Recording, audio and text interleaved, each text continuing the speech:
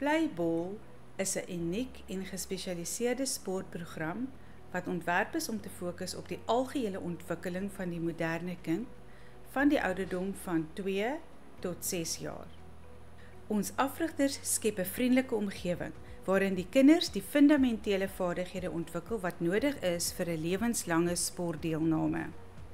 Ons rig die vaardighede af van 8 verskillende sportsoorte, naamlik rugby, netbal, hokkie, tennis, cricket, sokker, bofbal en vlugbal. Playball het 5 verskillende sport- en bewegingsprogramme wat gerig is op die ouderdomsspesifieke behoeftes vir elke ouderdomsgroep.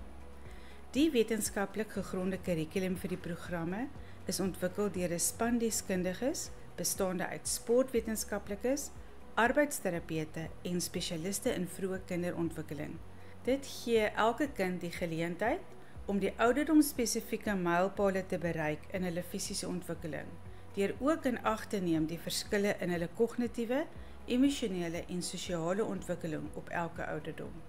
Ons professionele, goed opgeleide afrigters kan elke kind individueel ondersteun om 'n vaardigheidsvlak in elke program te bereik. Soos ons slagspreuk in Engels sê, learn, practice, play. It's the Playball way.